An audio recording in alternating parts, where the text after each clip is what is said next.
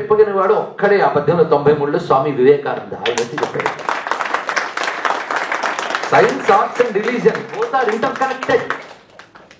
3 are inter connected. మూడింటికి connection ఉంది. కానీ సైన్సెస్, ఆర్ట్స్ అండ్ ఫిలాసఫీస్ మూడింటికి కలపండి, అది హిందూ రిలీజియన్. ఇక్కడ తెలుసుకోవాల్సింది. అందుకే భారతీయ శిల్పంలో, భారతీయ నృత్యంలో, భారతీయ చిత్రలేఖనంలో, భారతీయ సంగీతంలో, భారతీయ సాహిత్యంలో, భారతీయుడల్లే మేదర బుట్టలో, తట్టలో, రంగవల్లికలో అన్ని చోట్ల కూడా ఒకటే ఆత్మ ప్రవహిస్తుంది. అదే ఆధ్యాత్మిక చైతన్యం. ఇది మనం గమనించవలసింది.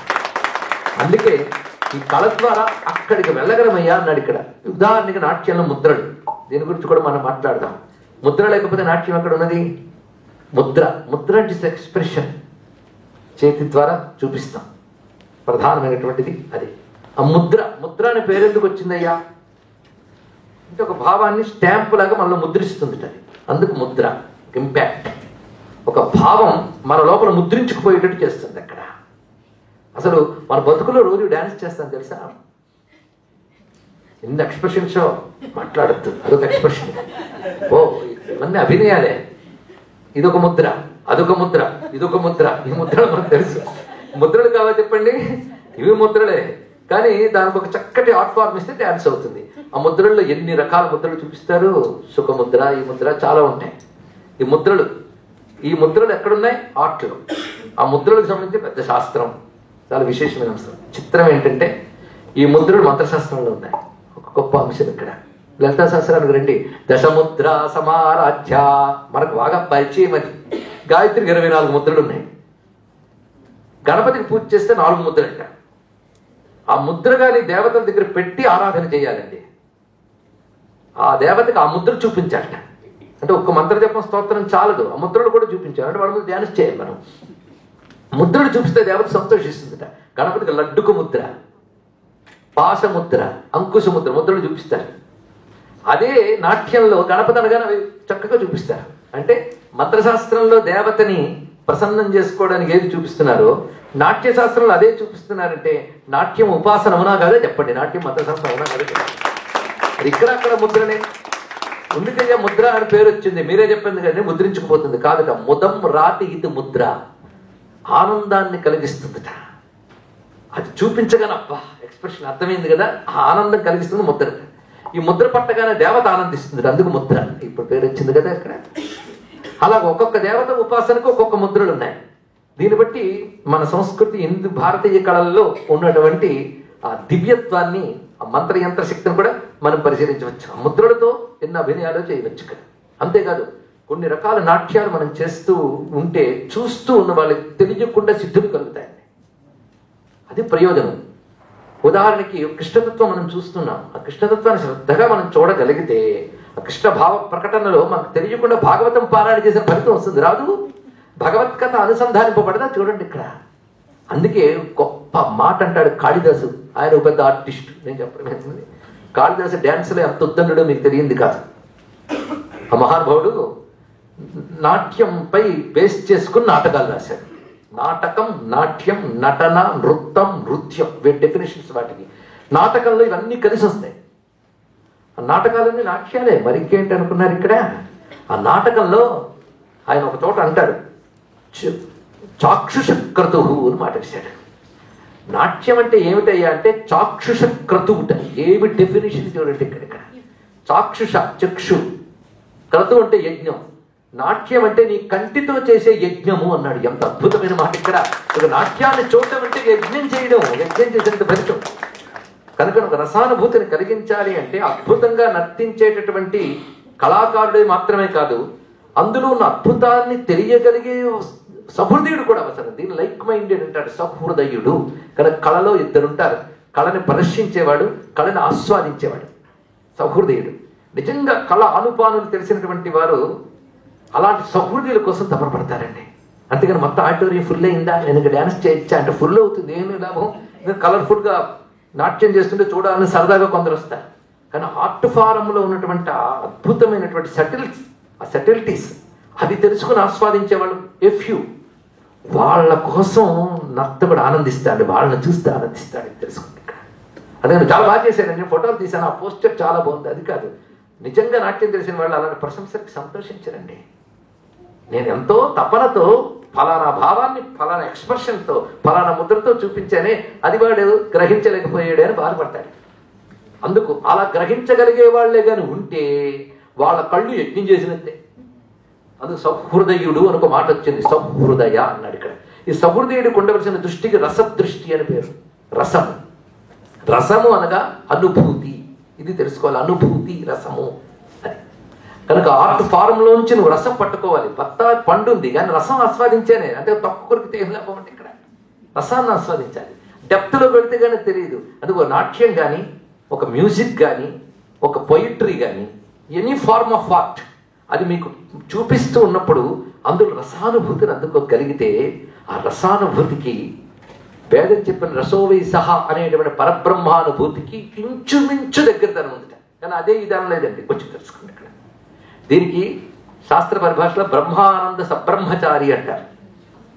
సబ్రహ్మచారి అంటే ఇంచుమించు సరిసాడు, అదే కాదు.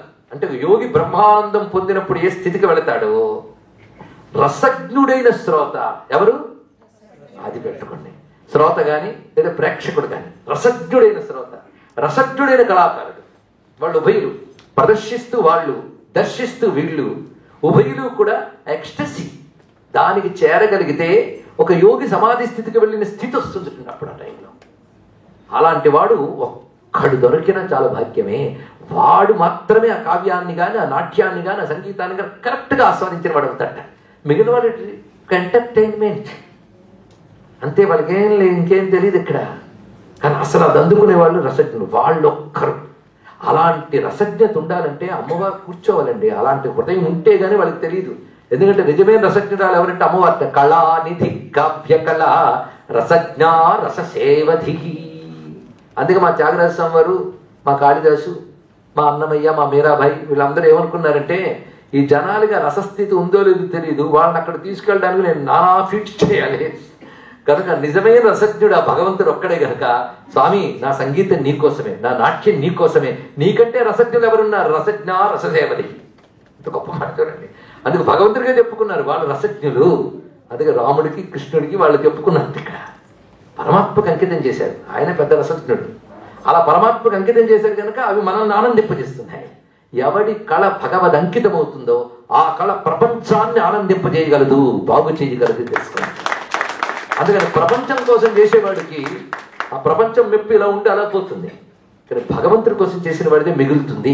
ఇప్పుడు మనకి త్రూ ఏజెస్, త్రూ జనరేషన్స్ చాలా పాసానే వచ్చాం మనం ఇక్కడికి. ఇంత పాసానే వచ్చినప్పుడు ఏవి మిగిలేయో ఆలోచించండి. ఇక్కడ ఒక త్యాగరాజ కీర్తన, ఒక అన్నమయ్య పాట, ఒక ముద్దుస్వామి దీక్షిత రచన, ఇవన్నీ మిగిలే. ఎందుకు? వాళ్ళ యొక్క కళ ఉపాసనతో ముడిపడి ఉన్నది కనుక.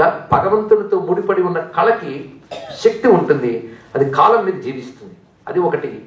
భగవంతుడితో ముడిపడి ఉన్న కళ మన పతనం చెయ్యదు తెలుసుకోండి. ఎందుకంటే సైకలాజికల్గా మనం ఆలోచించాలి అంటే ఒక ఆర్టిస్ట్కి ఎక్కువ ఉద్వేగం, ఎమోషన్ ఎక్కువ ఉంటుంది. ఇది చాలా సహజం. ఎమోషనల్గా వాడు ఫీల్ అవ్వకపోతే, ఈవెన్ ఇంటెలెక్ట్ వర్క్ చేస్తున్న ఎమోషన్ దానితో సింక్రనైజ్ అవ్వాలి, అది డామినేట్ చేయాలి. అంతే కదమ్మా? ఆ ఎమోషన్ లేకపోతే ఏ ఆర్టిస్టు రాణించలేడు. అందుకే పొయిట్రీ అంటే ఏమిటాయి అంటే the emotions recollected in Tranquility అని చెప్పాడు వేస్ట్ వాడు. ఎమోషన్స్ వస్తాయి, ట్రాంక్విల్గా దాన్ని రికలెక్ట్ చేసుకుంటూ పొయిట్రీ అవుతుంది. అది ఎమోషన్సే కదా. కానీ దాన్ని ట్రాంక్విల్ స్టేట్కి తీసుకెళ్ళి రికలెక్ట్ చేసుకో. ఎమోషన్ స్టేట్లోనే కాదు ఇక్కడ. ఇది ఎలాంటిదంటే ఆవులు మేసిన తర్వాత నెమరు వేసినట్టు, అది ట్రాంక్విల్గా నెమరు వేస్తాయి. అది చాలా ఆ ఎమోషన్స్ ఉంటాయి కనుక ఆర్ట్లో తప్పకుండా మనకి భావోద్వేగాలకు లోనై ఒక్కొక్కసారి ఆవేశాలు వస్తాయి. ఈ ఆవేశాలు ధర్మం తప్పే ప్రమాదం ఉన్నది. అది ఆ ధర్మం తప్పడంలో స్త్రీ పురుష సంబంధాలు ఇవన్నీ కూడా వ్యత్యస్తాలయ్యే ప్రమాదం ఉంది. కానీ కళాకారుడికి ఆ జాగ్రత్త చాలా అవసరం అని చెప్పాడు. అది వినేవాడికి, చూసేవాడికి ఎంతో, చేసేవాడికి కూడా అంతే. అందుకు అనేక మంది కళల్లోకి ప్రవేశించిన వాళ్ళు ధర్మం నుంచి దెబ్బతినే ప్రమాదం ఉంటుంది. కొంచెం లోతైన అంశం అండి. బహుశా ఈ పాయింట్ వెస్టర్న్ ఈస్థెటిక్స్లో మనం మాట్లాడలేము, కానీ ఇండియన్ ఈస్థెటిక్స్తో మాట్లాడచ్చు ఇక్కడ. అందుకు మన వాళ్ళు ఏం చేశారంటే ఆర్ట్ చాలా గొప్పదే, కానీ అది ప్రమాదానికి తీసుకొచ్చే హేతు ఉంది. కానీ ఈ ఆర్ట్లో క్యారెక్టర్స్ని ఎవరిని పెట్టాలి ఇది ఆలోచించారండి. క్యారెక్టర్స్ని ఎవరిని పెట్టాలంటే, ఎవడు పరిపూర్ణమైన ధర్మబద్ధమైన ధీరోదాత్త చరిత్ర, ధీర ఉదాత్త, ఎంత అద్భుతమైన మాట ఇక్కడ. ధీరోదాత్తుడు నాయకుడుగా ఉండాలి అనేటువంటిది మన శాస్త్రం ఖచ్చితంగా చెప్తుంది. అంతేగాని ఒక ఆయన ఉన్నాడండి, ఆయన హీరోగా పెట్టామండి, ఏమిటో వాడి చరిత్ర మొదటంతా నాస్టీ అండి, తర్వాత ఒక్కసారి టర్న్ అయిపోయాడండి, వాడు హీరో కాట మన శాస్త్రం ప్రకారం. ఇప్పుడు వాళ్ళు హీరోలు, అందుకే జాతి జాతి నాశనం అయిపోతుంది. కానీ మన ఋషులు ఏం చెప్పారంటే, నాయకుడు ఎలా ఉండాలంటే ధీర ఉదాత్త, ధీరోదాత్తుడు అంటే ధర్మానికి ఇటువంటి చెదరడు, ఎలాంటి వికారాలు వచ్చినా లోను కాడు, అలాంటి వాడు నాయకుడు అయ్యి ఉండాలి. అలాంటి వాడిని పెట్టారట. అదే మన కావ్యంలో నాయకుడు ఎవడు? రాముడు, కృష్ణుడు, వీళ్ళు నాయకుడు. వాళ్ళ యొక్క అద్భుతమైనటువంటి చరిత్ర, అందులో నిర్మలత్వం. నాయిక ఎవరు? ఒక సీతమ్మ. పొయిట్రీ పరంగా ఆలోచించండి, వాళ్ళ క్యారెక్టర్స్ ఎలాంటి, ఒక సావిత్రి, ఒక సత్యవంతుడు, ఒక్కొక్క క్యారెక్టర్ ఎలా ఉంటారంటే ధర్మబద్ధంగా ఉంటారు. ఒక్కరు కూడా మామూలు కాదు. ఇక్కడ అంత పర్ఫెక్ట్ హ్యూమన్ బీయింగ్స్ ప్రాక్టికల్గా ఉంటారా అన్నాడు ఒకడు. కనుక ప్రాక్టికల్గా ఆర్ట్ ఉండాలంటే ఏం చేయాలి? అలాంటి ఊహతో ఉన్న వాళ్ళని తీసుకోకూడదు, ప్రాక్టికల్గా ఉన్న వాళ్ళని తీసుకోవాలి అన్నాడు. అంటే వీటిలాంటి దౌర్భాగ్యం ఉన్న ఒకటి హీరో చేసుకోవాలన్నమాట. అది కాదు ఇక్కడ. ఎవరికైతే ఒక పర్ఫెక్షన్ ఉంటుందో వాడిని నాయకుడిగా పెట్టుకున్నాం అనుకోండి, మనకి వాడిని అడ్మైర్ చేస్తాం, వాడిని ఐడియల్గా ఒక మోడల్గా చూస్తాం. అప్పుడు మనం అటువైపు ప్రయాణిస్తే వాడు 100 మార్కులు వాడైతే మనం ప్రయత్నిస్తే 30 మార్కులైనా వస్తాయి. మన ముందే 30 మార్కులు వాడు ఉంటే మనకు 3 మార్కులే. అందుకే నాయకుడు ఎలా ఉండాలి? ధీర ఉదాత్త. చూడండి, ఇది పెట్టడం వల్ల ఏం జరిగింది అంటే, ఒక నాట్యం చూస్తే అయితే రాముడు లేదా కృష్ణుడు, ఇవి పెట్టగానే మన మనస్సుకి ఒక పవిత్ర భావం వస్తుంది, ఒక divine feeling, Dharmik thought focus అవుతుంది. దానితో మన ఎమోషన్ ధర్మం తప్పుతూ ఉన్నటువంటి దశలో ఆ దివ్యత్వము, ఆ ధర్మమూర్తి కనబడగానే అది దెబ్బతినకుండా నిలబడుతుందండి. ఇది చూపిస్తాడు. అందుకే మన కళల్లో దివ్యత్వాన్ని ఎందుకు పెట్టారు, మన ఆర్ట్లో రిలీజియన్ ఎందుకు ఉంటుంది, మన ఆర్ట్లో గాడ్ ఎందుకు ఉంటాడంటే ఆర్ట్ ద్వారా మనం పతనం కాకుండా ఉండడం కోసం మనం ఇక్కడ. అందుకే మన ఆర్ట్ మహానుభావులు దేవతను ఉపాసన చేశారు. చిన్న విషయం కాదు. త్యాగరాజు గొప్ప కంపోజర్ మ్యూజిక్ ఫార్ములో చూస్తే, కానీ సెయింట్ మర్చిపోవద్దు, గొప్ప సెయింట్ ఆ మహానుభావుడు. ఆయన అంటున్నాడు, ఇంత గొప్పతనం ఆర్ట్లో ఉంటే మేము ఆర్టిస్టులమండి అనుకుంటూ ఆ గొప్పతనం తెలుసుకోకపోతే ప్రయోజనమే ఉందయ్యా. దానికి ఆయన ఆడిన ఉపమానం చూడండి ఇక్కడ. పరమానందమునే కమలముపై బకభేకములు చెలగి ఏమి మనసా అన్నాడు. బకము భేకం అంటే బిరుదులు అనుకోవద్దు, కొంగ కప్ప అని అర్థం. బకము భేకము అన్నట్టు, ఫ్రాక్ అండ్ క్రేట్ అంటే బకము భేకం ఆ రెండు ఉన్నాయట. అంటే అంత అందమైన భావించడం. కమలం ఉందిట, అద్భుతమైన కమలం. ఆ కమలంలో ఏముంటుంది? మకరందం. ఆ మకరందం ఆస్వాదించాలి అంటే అందరి వల్లే ఉంటుందండి. ఇప్పుడు మనందరికీ సైన్స్ తెలుసు కనుక పువ్వులో తేనె ఉండును అందరికీ తెలుసు. మీరు వెళ్ళి తీయండి, మన వల్ల కాదు. ఆ తేనెను లాగ్గలిగే లక్షణం ఒక తేనెటీగకు ఉంది, తుమ్మెదకుంది. తుమ్మెద చక్కగా తాగిపోతుంది, తేనెటీగ దాచిపెడుతుంది. మనం దాచిపెడితే దోచుకొస్తాం, అది మన టాలెంట్. కానీ దాని పని ఏమిటి? అది అక్కడ ఉన్న చక్కగా తీసుకుంటుంది. అలాగా ఒక మకరందం ఉంటే అందులో కమలంలో ఉన్న మకరందాన్ని తుమ్మెదో ఆస్వాదిస్తుంది. అది అక్కడ సెటల్ అయి ఉండదు, ఎక్కడి నుంచో వస్తూ చక్కగా తీసుకుపోతుంది. అక్కడ సెటల్ అయ్యి 2 ఉన్నాయట, ఒకటి కప్ప ఒకటి కొంగ. ఒకటి పొడుస్తూ ఉంటుంది, ఒకటి బెకబెకలు ఆడుతూ ఉంటుంది. 2 ఎక్కడున్నాయంటే ఫలానా కేర్ ఆఫ్ అడ్రస్ కమలం. కానీ ఏం లాభం? ఆ 2 అక్కడ బెకలాడుతుంది, పొడుస్తుంది తప్ప దాని లోపలున్న అసలైన మాధుర్యం వారికి తెలియట్లేదే. అలాగే మేము సంగీతకారులు, నృత్యకారులు అంటున్నారు, పాటలు పాడుతున్నారు, కానీ వాటిలో అసలైన పరమార్థం తెలియకుండా బతికేస్తున్నారే అని అక్కడ. ఎందుకంటే మీరేమనుకుంటున్నారు సంగీతం అంటే సంగీత జ్ఞానము భక్తి వినా సన్మార్గము గలదే మనసా. సంగీతం అది పరమాత్మని చేరుకోవడానికి ఇచ్చిన ఒకనొక సాధన. వాడు సాధన చేస్తుంటే మనం ఆనందిస్తాం. ఫస్ట్ లెవెల్ ఎంటర్టైన్మెంట్, కొంచెం ఆలోచిస్తే ఎన్లైటన్మెంట్, దాని తర్వాత ఎలివేషన్, దాని తర్వాత సాల్వేషన్. ఇంకేమున్నదండి ఇక్కడ? భగవంతుడితో ఐక్యం చెందింది నిర్వాణానికి సోపానం మన సంగీతం. ఇంకేం కావాలి ఇక్కడ? ఎందుకంటే ఈ సంగీతం ఎక్కడి నుంచి వచ్చింది? భృంగి నటేశ సమీరజ ఘటజ మతంగ నరదాదులు ఉపాసించే సంగీత జ్ఞానము భక్తి వినాసన్మార్గము కలదే మనస. సంగీతం అంటే సప్తస్వర విన్యాసం, అంతే కదండి. సప్తస్వరాలంటే సరిగమ పదని, వీటిని నోట్ అంటాం మనం ఇంగ్లీష్లో. వీటి మీద మొత్తం ఆధారపడింది ప్రపంచంలో ఉన్న వాంగ్మయం. కానీ ప్రతి శబ్దం it had its own note. ప్రతి శబ్దానికి ఒక నోట్ ఉంటుంది. ఆ నోట్ను ఒక ఆర్డర్లీగా చక్కగా ఫ్రేమ్ చేస్తే మ్యూజిక్ అవుతుంది, అంతేకాని స్వరాల్ని చక్కగా పేర్చడంలో. అదే భారతీయ సంగీతంలో గొప్పతనం రాగం. ఇంకా ఏ మ్యూజిక్లో మీకు రాగం అనే కాన్సెప్ట్ ఉంటుంది. ఈ రాగానికి ఒక పేరు పెడతారు, ఎందుకు పోల్చుకోవడానికి కాదు, ఆ రాగ లక్షణ పేరులో ఉంటుంది, ఇది తెలియాలి ఇక్కడ. లేకపోతే మేఘమల్హార్ పాడితే మండు టెండలో వర్షం కురిసింది, తాన్సేన్ పాడితే హిస్టరీ. దీపక్ రాగం పాడితే దీపాలు వెలిగాయి, తెలుసా మీకు? త్యాగరాజ స్వామి వారు ఒకసారి కాంచీపురంలో ఉపనిషత్ బ్రహ్మేంద్ర స్వామి వారు, నువ్వు రావయ్యా నీ పాట వినాలనుందన్నట్ట. రాజులు పిలిస్తే వెళ్ళని వాడు యతీశ్వరుడు పిలిస్తే వెళ్ళాడు, అదేనండి ఇక్కడ గొప్పతనం. వెళ్ళి చక్కగా పాటలు పాడాడు. కాంచీపురం యాత్ర చేశారు. చేసి వస్తూ ఉండగా సరిగ్గా మన ఆంధ్రదేశంలో పుత్తూరు అనే ప్రాంతానికి వచ్చారు. అక్కడ చిత్తూరుకి దగ్గరగా ఉంటుంది పుత్తూరు. ఆ పుత్తూరులో సదాశివేశ్వరాలయం ఒక ఆలయం ఉందండి, అమ్మవారు కామాక్షిదేవి. అక్కడికి ఆయన వచ్చేటప్పుడు ఒక సంఘటన జరిగింది. అందుకు ముందు రోజు ఒక కుటుంబం అక్కడికి చేరింది. రాత్రి అయిపోయింది. షెల్టర్ కోసం వాళ్ళు ఆ టెంపుల్లో ఉందామనుకున్నట్ట.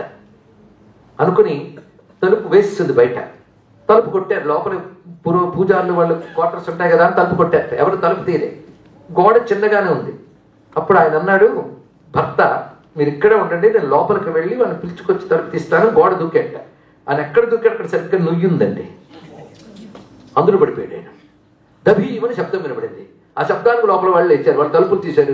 బయట ఎవడో పడ్డాడు, లోపల బయటకు తీశారు. ప్రాణం ఉందా లేదో తెలియట్లేదు. అలాంటి స్థితిలో ఉన్నాడు. అందరూ బాధపడుతున్నారు, రబో దిబో అంటున్నారు. తెల్లవారింది. అటు నుంచి వస్తున్నారు త్యాగరాజ స్వామి వారు. సరిగ్గా వస్తూ ఉంటే ఆ భార్య, ఇదిగో ఇలాంటి పరిస్థితి ఏర్పడింది, మీరు చూస్తే పెద్ద తేజస్సుతో కనబడుతున్నారు. ఎందుకంటే తపనతో ఎవరైనా బతికించరా, ఏదో మిరాకిల్ జరగదా అని బాధ ఉంటుందండి ఇక్కడ. చూస్తుంటే త్యాగరాజ స్వామి వారు చూశారు. ఆయన కళ్ళ నీళ్ళు వచ్చాయి. దయామయులు కదా మహాత్ములు. అరే ఇప్పుడు శరీరం కనబడుతుంది, మరి పోయాడు అంటున్నారు. ఏది ఎంతవరకు ఉంది, ఏది పోయింది, ఇది ఆలోచన చేస్తున్నాడు. ప్రాణం దేని వల్ల ఉంటుంది, ఇదంతా ఆలోచన చేస్తే ఒకసారి గుళ్ళోకి వెళ్ళిపోయాడు ఆయన. వెళ్ళిపోయి మెఠం వేసుకుని ధ్యానం చేస్తున్నాడు. ఆయనకి ఆ రామతారక మంత్రం అనుసంధానం అయింది. బిలహరి రాగం పలికింది. వెంటనే నోటి నుంచి పాట వచ్చింది. నా జీవాధారా, నా నోము ఫలమా, నా నాసికా పరిమళమా, నా జపవర్ణ రూపమా, నాదు పూజా సుమమా, నా జీవాధార. వినడానికి చాలా తేలిగ్గా ఉంది కదా. నా జప వర్ణ రూపమా అంటే సామాన్యం కాదండి. జపం చేస్తున్నప్పుడు ఆ మంత్రంలోంచి కాంతిమంతమైన తేజస్సు వస్తుంది. దానికో రంగు ఉంటుంది, దానికో రూపం ఉంటుంది. అవన్నీ దర్శనం చేశారు త్యాగరాజ స్వామి వారు. ఆయన మామూలు పాటగాడు కాదు. నా జపవర్ణ రూపమా, ఎప్పుడైతే నా జీవాధారాన్ని నా జపవర్ణ రూపమా పాడుతూ ఉన్నాడో, ప్రకంపన పాడుతున్న పాటలో వచ్చిన వైబ్రేషన్స్ వాయుతరంగాల్లోకి వెళ్ళి బాడీకి తాకి లేచి కూర్చున్నాడు ఆయన. ఇప్పుడు ఏముందని చెప్పండి. దీన్ని ఏమంటారు?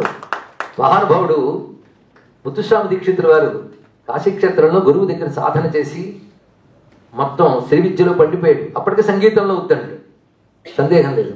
ఆఖరి గురువు దగ్గర చాలా కాలం ఉండి, నా ఉపాసన ఏమైనా పండిందా అని అడిగట. నన్ను అడుగుతావే, అమ్మవారిని అడగనట్ట.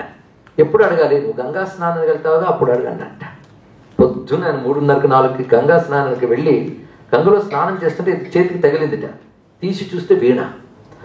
దీక్షితుల వారికి ఆ వీణ దొరికింది. ఆ వీణ గాడ్స్ గిఫ్ట్, ఇంకెవరిది కాదు. దానికి ప్రతీక ఏమిటంటే మనకు లోకంలో దొరికే వీణంలా లేదు అది. ఎందుకంటే దాన్ని యాళీ ముఖం అంటారు. చివరికి మొసలు ముఖంలా ఉంటుంది. అది ఇటు తిరుగుంది దానికి. అది నేటికి భద్రపరచబడి ఉంది. అది ఆయనకి ప్రత్యేకం. ఆయన అది తీసుకుని, గురువుగారు నాకు ఇది లభించింది అంటే సమాధానం దొరికింది కదా అన్నట్ట. నువ్వు ఇక్కడ ఒడ్డుకొచ్చి కూర్చో, నేను లోపలికి వెళ్తున్నాను అన్నట్ట. ఆయన ఒడ్డుకొచ్చి కూర్చోగానే గురువుగారు లోపలికి వెళ్ళారు. లోపలికి ఇంకా నేను వెళుతున్నాను అని చెప్పి మునిగిపోయారు. ఆయన జల సమాధి అయ్యారు. వెంటనే ఆయన బాడీని బయటకు తెచ్చి సమాధి చేశారు. అక్కడ ఆయన సమాధి, అక్కడ దీక్షితులు వారు పూజించుకున్న శ్రీచక్రం నేటికి మనకి కాశీ క్షేత్రంలో దొరుకుతాయి. అక్కడ నుంచి ఆయన తిరిగి తన ప్రాంతమైన తమిళనాడుకి వస్తూ ఉండగా కాంచీ మండలంలో అడుగుపెట్టాడు. కరువు కాటకాలు అక్కడ కాంచీపురం. మొత్తం కాంచీ మండలం అంటే చుట్టుపక్కల ఉన్న చెన్నై మొదలైనవన్నీ కాంచీ మండలమే. కరువు కాటకాలు కొన్ని దశాబ్దాల నుంచి ఉన్నాయట.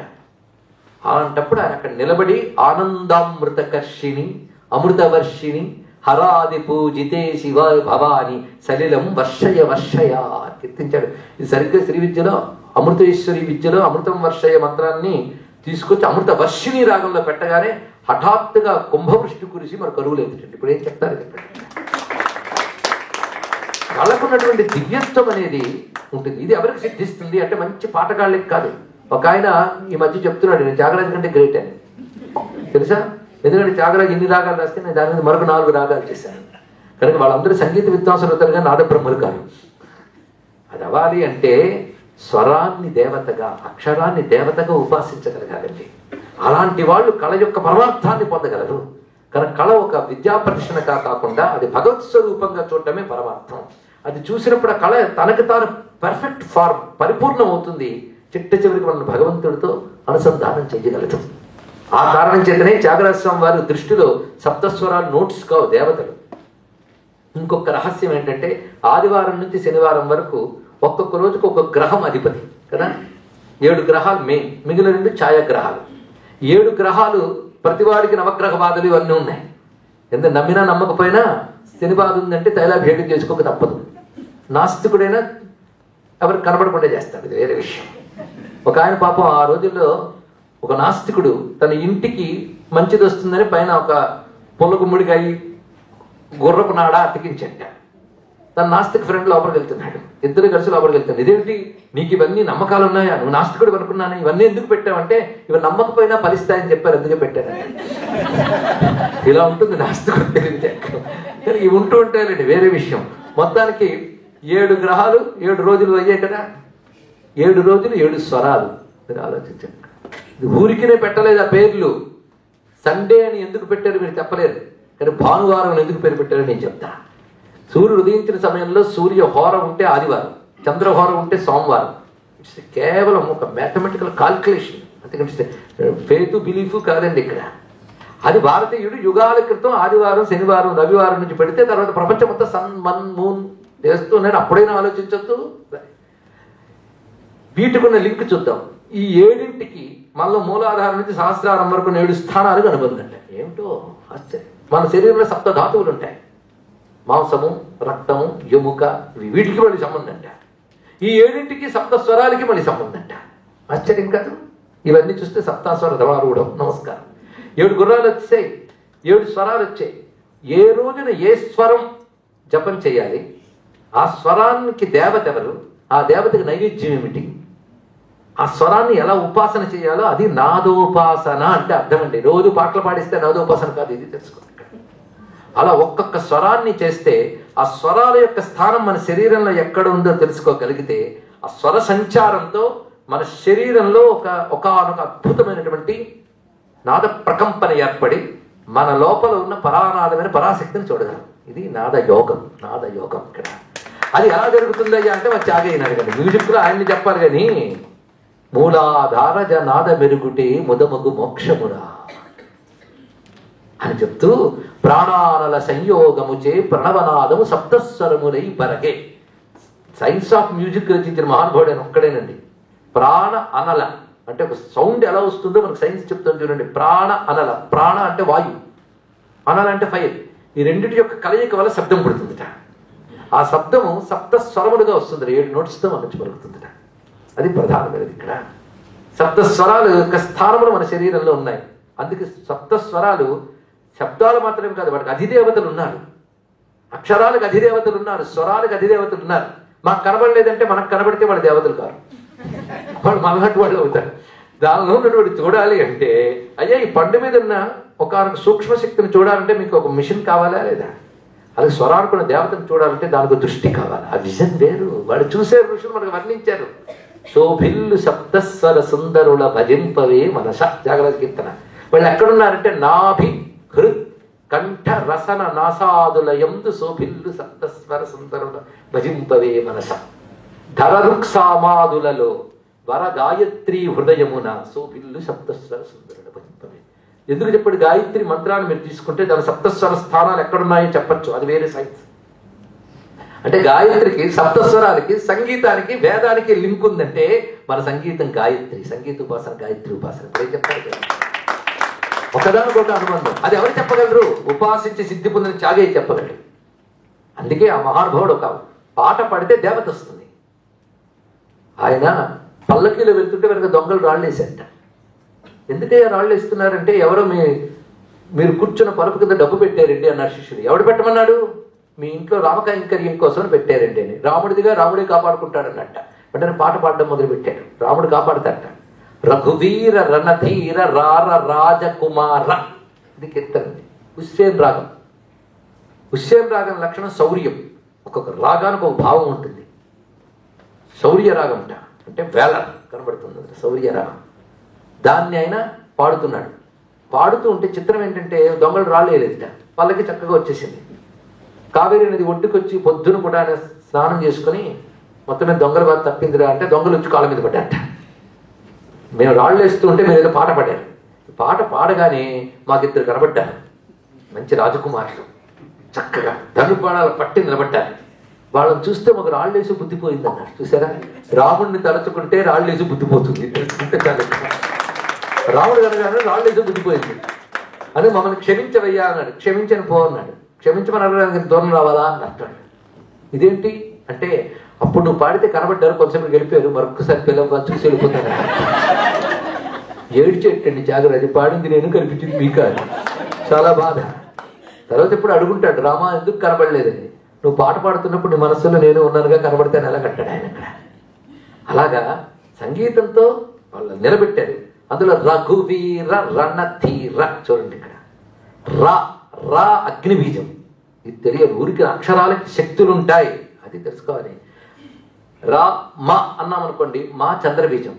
కనుక రా అనగానే అగ్ని పెట్టి వెంటనే మా అంటే చల్లబడి రెండు కూడా స్పెసిఫై అవుతాయి, చక్కగా కామ్ అయిపోతాయి.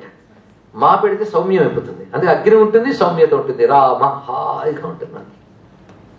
అదే అందుకే రఘువీర అన్నాడు ఆయన, మా పెట్టలేదు అంటే అగ్ని అక్కడ వచ్చింది, మరొకటి రాలేదు. మొత్తం పాడుతూనండి, రఘువీర రణధీర రార రాజకుమార. రా రా రా అని పెట్టగానే మొత్తం అగ్ని, ఆ తేజస్సు వచ్చి ఆ తేజస్సు నుంచి మహాపరాక్రమవుతుంది రాముడు వచ్చాడు. అది పరిస్థితి. దీన్ని బట్టి అక్షరానికి, స్వరానికి, రాగానికి కొన్ని రిలేషన్. అందుకే అక్షరాలు మంత్రాలు, స్వరాలు శక్తులు.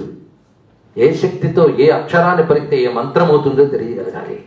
అలాగే మన ఋషులు రచించిన ఒక స్తోత్రం కానీ, ఒక పాట కానీ, వీటి నిండా శక్తులు ఉన్నాయి కనుకనే అవి కేవలం ఒక ఆర్ట్ ఫార్ములుగా మాత్రమే కాకుండా మనల్ని బాగు చేసేటటువంటి మార్గాలుగా నిలిచి మనం తరింపజేస్తున్నాయి.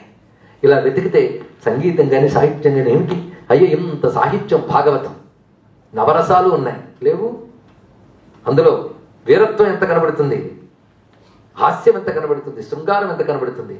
ఒక భారతం చదివితే ఉత్తర ప్రగల్భాల్లో పరమహాస్యం మనకి ఇక్కడ. ఆ ఉత్తరుడు సరిగ్గా ఉత్తర గోగ్రహణ సమయంలో కింద పడి పరిగెడుతూ ఉంటాడు, ఎంత హాస్యం. మంచి హాస్య సన్నివేశాలు చాలా ఉంటాయి. శృంగారం అది, వీరత్వం, నవరసాలు, శృంగారము, హాస్యము, కరుణ, భయానకము, బీభత్సము, వీరము, రౌద్రము, అద్భుతము, శాంతము. అష్టరసాలు చెప్పాడు భరతుడు. శాంతం రసమా కాదు, పెద్ద చర్చ, అది ఇప్పుడు చర్చ కాదు. అసలు నవరసాలను పేరు తెలిసింది, వాడి సంతోషం. నాట్యశాస్త్రం అంటే అలాగే తెలుస్తుంది అండి మిగిలిన వాళ్ళకి. ఈ అలంకార శాస్త్రం భరతుడు వెన్నిచ్చాడు. ఆ నవరసాలకి మన బ్రతుక్కి సంబంధం ఉంది. చూడండి, ఫిలాసఫీలోకి తీసుకురావాలి. నవరసాలు ఎక్కడున్నాయండి? నాట్యంలో ఉన్నాయండి కాదు, మన బతుకులో ఉన్నాయి. ఎలాగూ మన జీవితంలో శృంగారం లేదా? శృంగారం అంటే ఏమిటి? ఇది చెప్తే ఈ రోజుల్లో అసహ్యకరమైన అర్థాలు స్ఫురిస్తాయి. కానీ కళలో శృంగారం మనకి అర్థం ఏమిటంటే, శృంగారం తెలుగులో సింగారం ఇప్పుడు అర్థమైపోతుంది మీకు. చక్కగా అలంకరించుకొని చక్కగా కనబడితే శృంగారం అని అంటారు కదా. శృంగారానికి స్థాయి భావం ఏది? కళలో చెప్పాలి, నాట్యశాస్త్రంలో రతి స్థాయి భావం ఉన్నారు. రతి ఒక్కొక్క దానికి స్థాయి భావం ఉంటుంది, అంటే ఆ భావం చూపించగలిగినప్పుడు రసం పండుతుంది. శృంగారానికి స్థాయి భావం అంటే మక్కువ. తెలుగులో అది కూడా కష్టమా?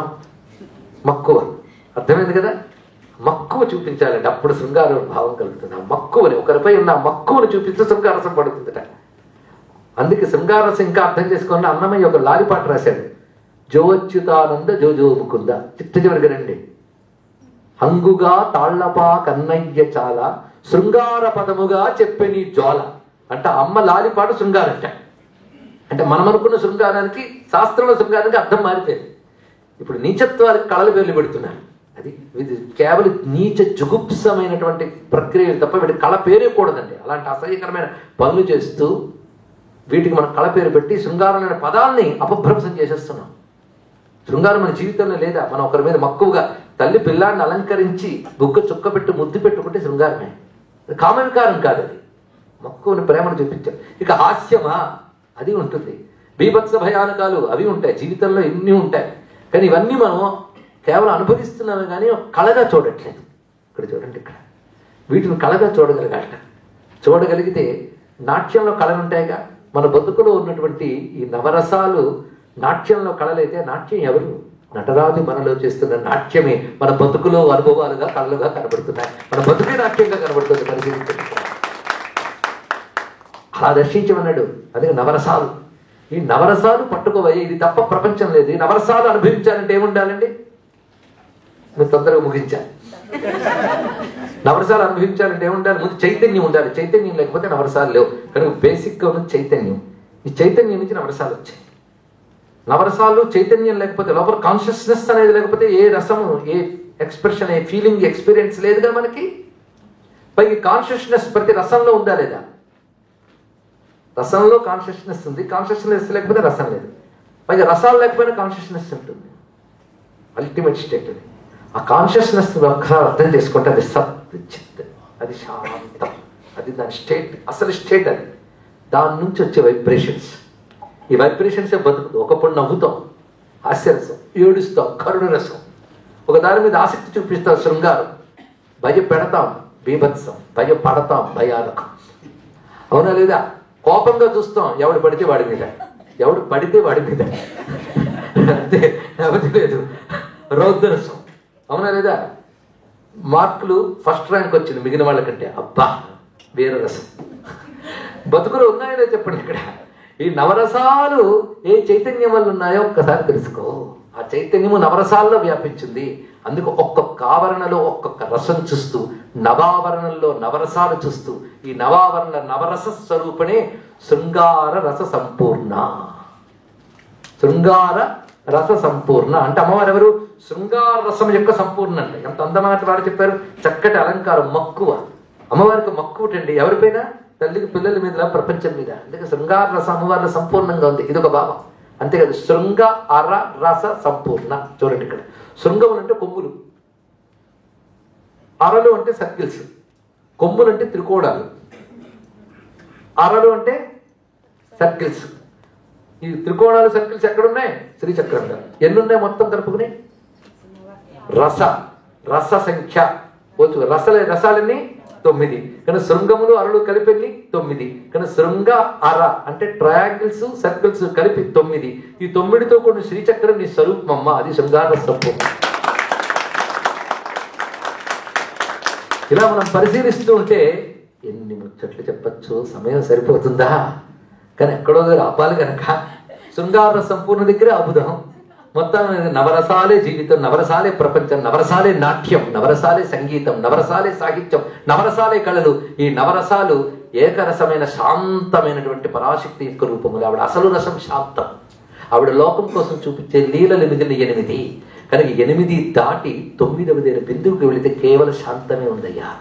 నీలో ఉన్నటువంటి శృంగారాల అనుభూతులకి దాటి, ఇన్న అనుభూతులకి మూలమే